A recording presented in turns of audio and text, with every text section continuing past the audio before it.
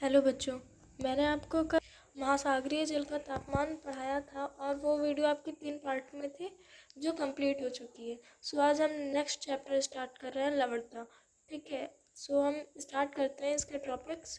सबसे पहले हम इसका महत्व जान लेते हैं और ये से किसे कहते हैं लवणता, ठीक है, वो जान लेते हैं। सो सागरीय जल का भार एवं उसमें घुले हुए पदार्थ के भार के अनुपात को सागरीय लवणता कहते हैं। ठीक है, जो हमारा सागरीय जल होता है उसका भार मतलब उसका वज़न, ठीक है, और उसमें घुले हुए पदार्थ के भार, ठीक है, उसमें पता नहीं कितने प्रकार के पदार्थ घुले होते हैं। ठीक है, मतलब अनलिमिटेड, उनकी कोई लिमिट नहीं है। ठीक है, और पता नहीं कितने तरह के होते हैं। ठीक है, एक तरह के भी नहीं कि हाँ सिर्फ यही है पदार्थ।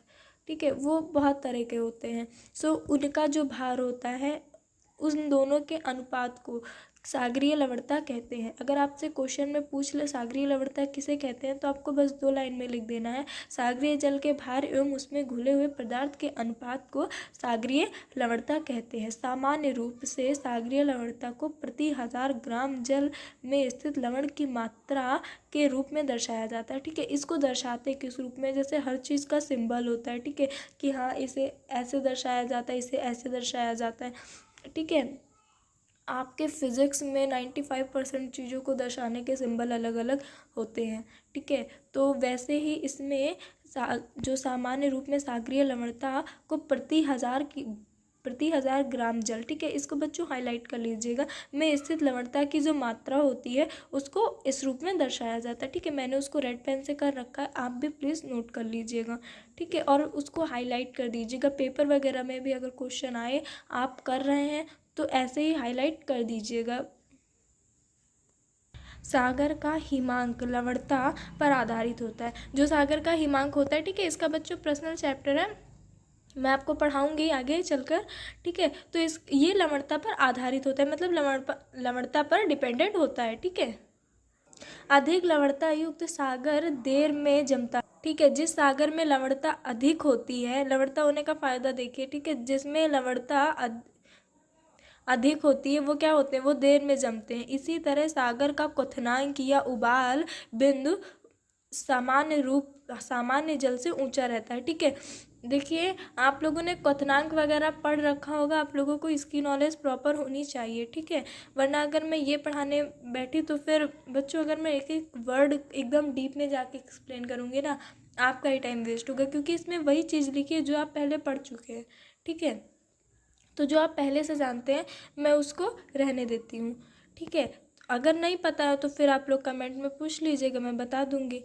अभी आगे चलते हैं। ठीक है, तो जो सागर का क्वथनांक या उबाल बिंदु सामान्य जल से ऊंचा रहता है। ठीक है, वाष्पीकरण की मात्रा, वाष्पीकरण उससे कहते हैं जब कोई जल वाष्प के रूप में, भाप के रूप में ऊपर जाता है तो उसे वाष्पीकरण कहते हैं। ठीक है, तो वाष्पीकरण की जो मात्रा होती है वो सागरीय लवणता से नियंत्रित होती है। ठीक है, सागरीय लवणता से नियंत्रित होती है, मतलब जो हमारा वाष्पीकरण की जो मात्रा होती है, मतलब कितना हुआ, ठीक है, वो मात्रा, ओके, वो सागरीय जल की जो लवणता होती है उससे नियंत्रित होती है, मतलब कंट्रोल होती है। ठीक है, लवणता अधिक है तो वाष्पीकरण न्यून होता है, मतलब जितनी अधिक लवणता होगी उतना कम वाष्पीकरण होगा, और जितनी कम लवणता होगी, ठीक है, उतना ज़्यादा वाष्पीकरण होगा। क्यों ऐसी कंडीशन होती है, अगर आपसे पूछ ले भाई क्वेश्चन में कि वाई, क्यों, तो आप क्या कहेंगे, क्योंकि जिसमें लवणता ज़्यादा होती है क्योंकि वो जल्दी जम जाता है। ठीक है, और वाष्पीकरण भाप के रूप में होता है। सागरीय लवणता के कारण जल का घनत्व, जो सागरीय लवणता होती है उसके कारण जल का घनत्व भी बढ़ जाता है।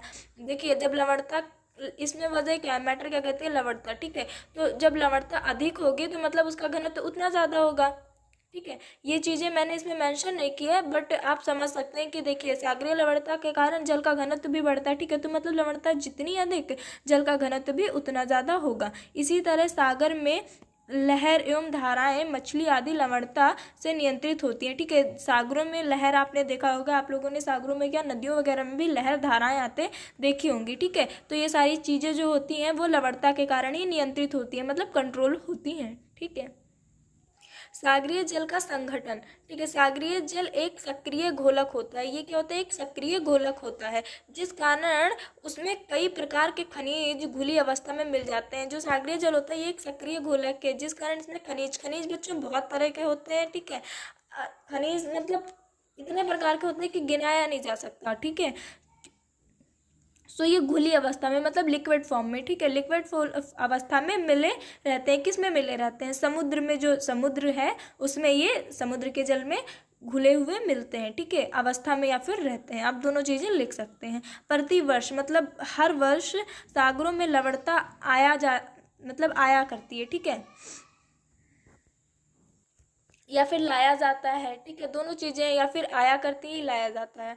ओके, अतः इसकी कुल मात्रा, जो इसकी टोटल मतलब मात्रा है, वो निरंतर वृद्धि हो रही है। ठीक है, मतलब वो बढ़ रही है निरंतर। ठीक है, मतलब जैसे देखो, आपके पास कोई चीज़, आपके पास मान लीजिए एक पेन थी। ठीक है, अब आपके पास 2 पेन हो गई, फिर कुछ दिन बाद आपके पास 3 पेन, 4 पेन, ऐसे बढ़ती जा रही। मतलब क्या हो रहा है? वृद्धि हो रही है ना।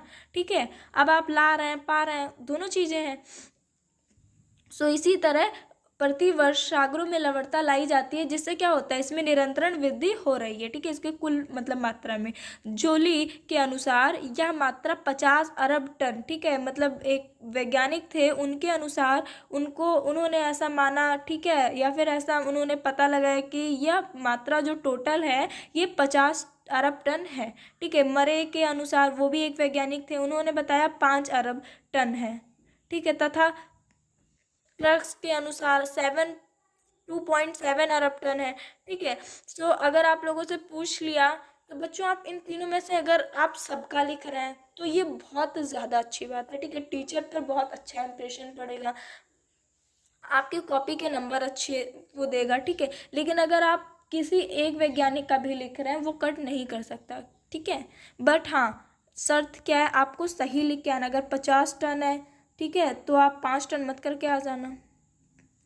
ठीक है, 1884 ईस्वी में सैलोंजर अवशोषण अन्वेषण के समय डिडमार ने सागरों में 27 प्रकार के लवणों का पता लगाया, जिनमें से 7 प्रकार के लवण सर्वाधिक महत्वपूर्ण। ठीक है, ठीक है, एक वैज्ञानिक थे, उन्होंने पता लगाया भाई कि जो सागर में लवण है वो टोटल 27 प्रकार के हैं। ठीक है, कितने प्रकार के? 27 प्रकार के लवण पाए जाते हैं, जिनमें से जो 7 लवण है वो बहुत ज़्यादा इंपॉर्टेंट है, सर्वाधिक महत्वपूर्ण है। ठीक है, बाकी अदर मतलब हाँ है। ठीक है, विभिन्न सागरों में लवण की मात्रा, ठीक है, विभिन्न मतलब तरह तरह के सागरों में लवण की मात्रा 33% से 37% के बीच रहती है, मतलब लगभग में रहती है इन दोनों के आसपास में। ठीक है, कहीं 33 मिलेगी, कहीं 37 मिलेगी, कहीं 34, कहीं 35, मतलब इतने के ही बीच में मिलेगी आपको। ठीक है, तो सागरीय लवण के स्रोत। सो बच्चों, जो हमारी सागरीय लवणता है इसका मुख्य स्रोत पृथ्वी ही है। ठीक है, और ये चीज़ें शायद नॉर्मल लैंग्वेज में आप सभी को पता हो। ओके, क्योंकि हर देखो, जो सागरीय लवण, देखो अगर आपको कहीं भी टेम्परेचर का दिया जाएगा तो वहाँ पर ज़्यादातर ऊर्जा के लिए सूर्य की बातें होती है, जैसा कि हम लोग आगे पढ़ चुके हैं। ठीक है, वैसे ही यहाँ पे लवणता के लिए हमारा जो मुख्य स्रोत है वो पृथ्वी है। ठीक है, आपसे एमसीक्यू में क्वेश्चन पूछ सकते हैं बच्चों की सागरीय लवणता का मुख्य स्रोत क्या है। ठीक है, ऑप्शन दे देंगे 4, आपको टिक करने के लिए इस पर अच्छे से इसको पढ़ना होगा। ठीक है, अगर बच्चों के पास बुक्स है तो उस पर भी ध्यान दें, क्योंकि एमसीक्यू क्वेश्चंस आपके नोट्स से नहीं मिलेंगे, आपको बुक से ही मिलेंगे। ठीक है, प्रारंभ में जब पृथ्वी की उत्पत्ति हुई तथा प्रथम ठोस पपड़ी का निर्माण हुआ। ठीक है, जब पृथ्वी का उत्पत्ति हुई थी, ठीक है, पृथ्वी का निर्माण हुआ था, तो एक प्रथम ठोस पपड़ी का निर्माण हुआ था उसके साथ। ठीक है, पपड़ी टाइप की थी वो, पर ठोस थी, कठोर थी। ठीक है, बहुत ज़्यादा हार्ड थी, तो उसका भी निर्माण हुआ था। उस समय पपड़ी में लवण की मात्रा अधिक थी। उस समय जो वो पपड़ी थी उसमें जो लवणता की मात्रा थी वो क्या थी? अधिक थी। अधिक थी मतलब ज़्यादा थी। ठीक है, सो उसकी मात्रा ज़्यादा थी। नदियाँ सागर तक, जो नदियाँ सागर हैं तक लवण पहुँचाने वाले कारकों में सर्वाधिक मतलब महत्वपूर्ण है। ठीक है, जो नदियाँ होती हैं ये क्या करती हैं? यही सागर में तक लवणता पहुँचाती हैं। ठीक है, या फिर पहुँचाने का एक साधन, कारक है जो इम्पॉर्टेंट है, मतलब सर्व प्रमुख है, मतलब काफ़ी ज़्यादा इम्पॉर्टेंट है, ठीक है। मतलब काफ़ी जो सबसे ज़्यादा लवणता है वो सागरों में नदियों के द्वारा ही पहुंचाई जाती है। यदि नदी द्वारा लाए गए लवण में कैल्शियम की मात्रा 60% होती है, ठीक है। जो नदियों द्वारा लवण लाए जाते हैं सागरों में, यदि उनमें जो कैल्शियम की मात्रा है वो 60% होती है, तो सागरीय जल में सोडियम क्लोराइड का प्रतिशत 77% होता है, ठीक है। क्या होता है, तो उसमें सोडियम क्लोराइड की 77% मात्रा पाई जाती है। नदियों के लवण में सोडियम क्लोराइड का प्रतिशत केवल 2 ही होता है, ठीक है। जो नदियाँ होती हैं उसमें सोडियम क्लोराइड का केवल 2% होता है, ठीक है। सो इसलिए नदियाँ सागरीय लवणता की प्रमुख स्रोत नहीं है। इसलिए नदियों को जो सागरीय लवणता है उसका प्रमुख स्रोत नहीं माना जाता है, क्योंकि इसमें क्या होता है, इसमें सोडियम क्लोराइड का केवल 2% पाया जाता है। यही वजह है कि इन्हें नदियों के मतलब सागरीय लवणता का प्रमुख स्रोत नहीं माना जाता है। इसके अलावा ज्वालामुखी से निरंतरण राखों से भी कुछ लवण प्राप्त होते हैं, ठीक है। जो उसके उद्गार के समय लावा निकलते, वो राख निकलते हैं, उनसे भी क्या होता है, लवण प्राप्त होता है, ठीक है। इसके बाद बच्चों हमारा नेक्स्ट टॉपिक है सागरीय लवणता को नियंत्रित करने वाले कारक, ठीक है। जो काफ़ी लॉन्ग टॉपिक है, इसलिए उसे मैं नेक्स्ट वीडियो में पढ़ाऊंगी, क्योंकि उसको जब तक मैं एक साथ आपको नहीं पढ़ाऊंगी आपको समझ नहीं आएगा, क्योंकि एक से दूसरा ऐड है, और अगर मैं इसमें पढ़ाने चलूँ तो वीडियो काफ़ी लॉन्ग हो जाएगी।